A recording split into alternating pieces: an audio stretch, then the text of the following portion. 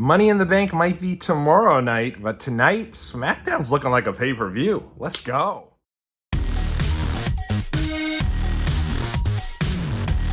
What is going on out there, world? It's your boy Tommy on the spot for Watch Along Wrestling. Thanks so much for checking us out today on the channel. I'm fired up. I'm excited. It's 4th of July weekend, one of my favorite weekends, a marquee landmark event and a landmark weekend of the summer. Things get really shifted into high gear summertime post this weekend, so I'm ready for it. And if you're looking for marquee events of the summer in the terms of pro wrestling, look no further than Money in the Bank, which actually emanates live tomorrow afternoon in the UK. So I know a lot of my American wrestling fans are spending the 4th of July overseas in the UK, and I'm sure they're very excited and having a good time. And part of that reason is because, give WWE credit, they're starting to rebuild some of these must-see destination wrestling shows that they used to do back in the day. You'd have your NXT TakeOver, and then you'd have your big WWE Marquee Premium Live event. Then normally you'd have Raw the night after. It seems like they've gotten away from that for some reason, but now it seems like they're starting to rebuild the pieces. I'm actually very surprised we haven't gotten a press conference about Money in the Bank here today. We've had one for Backlash, we had one for Night of Champions. Seems like that had become the norm, but no, it doesn't seem like we're getting one here for Money in the Bank, but that's okay because SmackDown tonight is absolutely loaded. I don't know the last time I've come on here and preview a live SmackDown or Raw that I'm not attending, but this is a big one. This feels like a super loaded show, and I've really enjoyed these SmackDowns before the pay-per-views that take place in the same building that they're going to be doing the pay-per-view or premium live event the next day. You can tell the crowd is super amped, super excited. If you've ever been on a wrestling trip, you're just really chomping at the bit for your first taste of pro wrestling before you get to the main course, which is typically your premium live event. So I think tonight's going to be great. I know that they've already announced that both Logan Paul and Roman Reigns will be there. I know not everyone's a huge fan of Logan Paul, but it's always it's a big deal when he shows up on these shows. So he'll be there tonight to get ready for Money in the Bank. It makes sense to have these guys on the shows because they're going to be on the premium live event the next night. So it makes sense.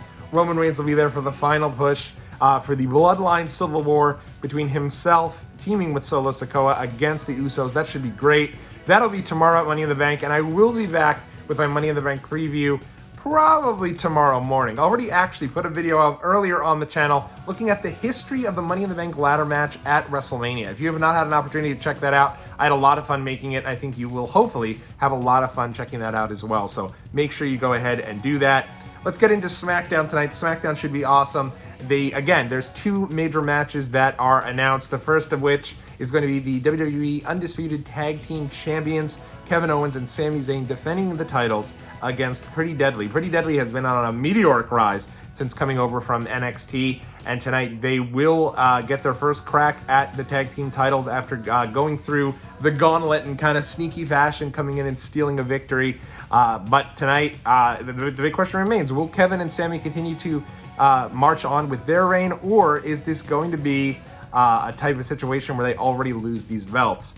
I actually could see a title change here. I think WWE's continued on here for a lot. You've had the Usos with their long reign before Kevin and Sami. Bianca Belair had over a year-long reign. You had Gunther now over a year-long reign. Roman Reigns at 1,000 days. Heck, Austin Theory's got to be getting close to a year-long reign.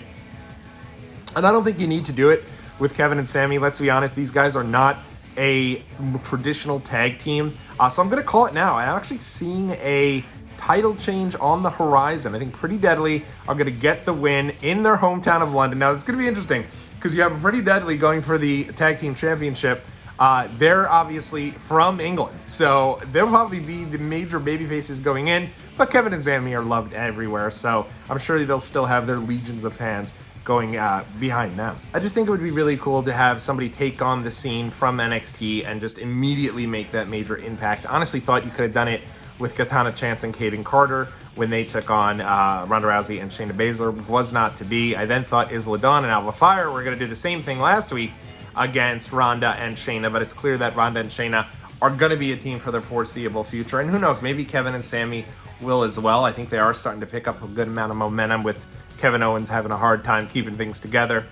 So I might be wrong, but I am going to go with Pretty Deadly winning the tag team titles and continuing that. It's just going to be interesting to see because they'll probably get a major... This might be like La Resistance winning the tag team championships in Montreal all those years ago, where, you know, they're heels, very clearly heels, going to be heels in the future, but that night they were major baby faces and celebrated in the crowd. So very cool deal there, and I think that'll make it must see and add a nice element to that match, similarly to tomorrow night. With having Pete Dunne in the men's Money in the Bank ladder match, I think he's going to be just a massive babyface, so that'll be interesting to see how that goes. Moving right along here, the main event of the night, I assume it's the main event of the night, Asuka defending the SmackDown Women's Championship against Charlotte. I was stunned that this match was on SmackDown and not on the pay-per-view, but it makes a certain amount of sense. The pay-per-view is already going to be sold on the Bloodline, Civil War, and the Money in the Bank matches, so you don't necessarily even need anything else there. If you've got big marquee matches, put them on your television show. You want people to tune in. Last thing you want is anyone to think this is a lame duck show that's not worth their time because they're watching the pay-per-view tomorrow.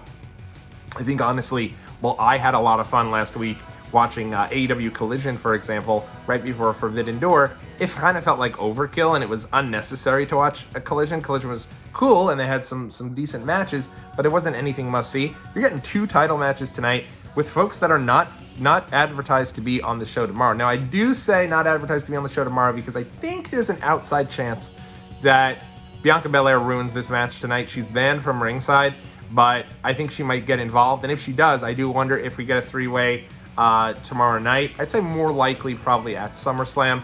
I think Bianca and Charlotte could be on the books for SummerSlam. Bianca and Asuka in a rematch could be on the books for SummerSlam. Though Bianca and Charlotte, I think, is a bigger story. And honestly, I could see that closing SummerSlam if done correctly. So remains to be seen which way they do go, but it should be a really good show. In terms of my prediction for tonight, I do think that Charlotte Flair is going to win the Women's Championship. I know some people are probably groaning on that. And I get it to a certain extent because Bianca had such a long run. She loses the title to Asuka kind of awkwardly. I think if they were going to give the title to someone, it probably should have been Io Sky during the match at Backlash. The crowd was so behind Io Sky. I think that would have been the time to call an audible and give her the title. And if you were going to give it to Asuka, I don't know why you didn't just do it at WrestleMania. It would have been more impactful and meant more for her. So I'm going to go with Charlotte Flair winning the championship. So I'm going with 2 title defenses, which means I'll probably be wrong on both of them. But I think if Bianca does not get involved, Charlotte wins the title, and then Bianca will show up to, at a minimum, have a little bit of a face-off with her and Charlotte as you prepare for SummerSlam. Though I'd love to see a 3-way because I'd love to see Asuka remain in that mix. So those are my predictions. Should be a really fun show. Should be a fun weekend. If you're in London, have a great time. I'm very jealous. I've already had people reach out to me and ask if I'm in London. Sadly, I am not in London. I've had a number of family trips this summer that have been non-wrestling related, so unfortunately I had to take a knee on this one, but at some point I would love to be at a show in London. Doesn't look like it's going to be this summer, so that does mean no AEW All In either, but hopefully in the future, and maybe WWE will be at Wembley at some point, and it'll be for SummerSlam or it'll be for WrestleMania. So in any event, look for those announcements. I'm wondering if those come here during this weekend, but in any event, that is going to do it for me. Let me know what you're feeling about this show. Make sure you keep it locked right here. Leave a thumbs up, subscribe. I'll be back in the next video, either to talk about SmackDown or at a later time, talking about Money in the Bank tomorrow. Enjoy the show, everybody. Have a good night.